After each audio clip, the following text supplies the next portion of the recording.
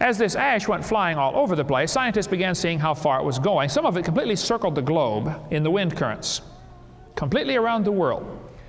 Now, the most of it, though, landed in this yellow shaded region here, covered hundreds and thousands of square miles of land. And Mount St. Helens on the far right was a 1 cubic kilometer ash cloud, real tiny compared to big volcanoes. You should see what the big ones do. It was considered a tiny volcano, but the ash that came flying out stratified into layers. As this mud went sliding down the side of the volcano, it did some strange things. The hot mud went sliding down and dammed up some creeks and rivers. It actually filled in the whole valley with hot mud. Here's a semi-truck just about buried in mud. I got to see the house where the family built the A-frame house, and they're just ready to move in, and the mudslide came through, and now their house is filled up halfway full of mud, and all you see is the top floor sticking out of the ground. They decided not to move in. But as the mud flowed down, you can see the satellite image here, or the picture, how that it flowed across the Toutle River. Now, chunks of ice as big as houses were blown off the volcano, and they were covered up by the hot mudslide.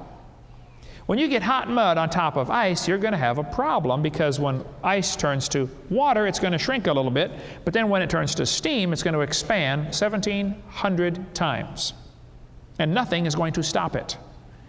So these chunks of ice melted and vaporized and exploded under the mudslide, and it had steam explosions. They actually thought the volcano was going off again, but it was the chunks of ice exploding under there.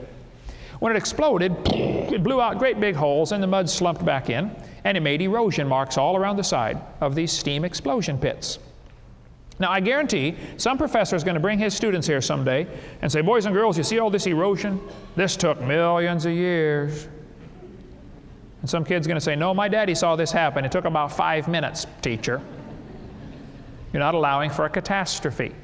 The Toutle River was actually dammed up. Now, I've been there several times. I don't know why they call it a river. I mean, it's about as wide as maybe from here to the Oregon. Okay, I would call it a creek where I come from, but they call it a river. The mud flowed across and stopped the Toutle River from flowing. Well, this mudslide filled in the valley. Several days later, there's a huge lake backed up behind it. As soon as that water got deep enough to go over the top of the dam, the mudslide, it washed it out. Rapid erosion took place. The mud built up in the valley, and then the water built up behind it, and when it got going over the top, it started carving gullies, and pretty soon the main one took over, and the water went roaring through there, and it picked up all sorts of debris, sand, gravel, logs, tree stumps, and it became like liquid sandpaper. It went roaring through the crack, and it carved out a massive canyon 1,000 feet wide, 140 feet deep, and 2,000 feet long, and it carved it out in about 15 minutes. And at the bottom, you will see a little tiny creek flowing through there called the Toutle River.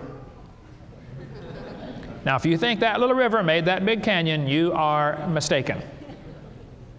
That was done in one big catastrophe. See, once water starts going over a dam, erosion takes place very rapidly, and canyons can be washed out very quickly. That's what happened during the flood in the days of Noah. If you're willing to look at the world from a creationist perspective, it makes a whole lot more sense. The flood formed these features. Go to Montana and look at Dry Falls, Montana. I think they said it's about 1,000 times bigger than Niagara Falls, but there's no water going over it. Completely dry. Dry Falls, Montana. Go check it out. This canyon that formed near Mount St. Helens, when they went down inside it to look at this canyon, they noticed the sides of it are all layers, stratified. Thousands and thousands of layers of strata. Now hold it, all that mud washed in there at one time, and the canyon was carved out at one time. Why would you have thousands of layers of strata? Well, you can get a jar of dirt, put some water in it, shake it up, and set it down. It'll settle out into layers for you in a few seconds, folks. You can watch it happen in your hands. As the mud was flowing in, it automatically separated. Now, I guarantee some professor is going to bring his kids here someday and say, boys and girls, each of these layers is a different age. And this represents 50 million years right here. No, I'm sorry, professor. This represents one mudslide.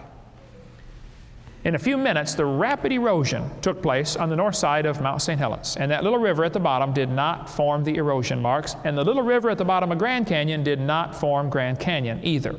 It just happens to flow through the crack, that's all. The Kaibab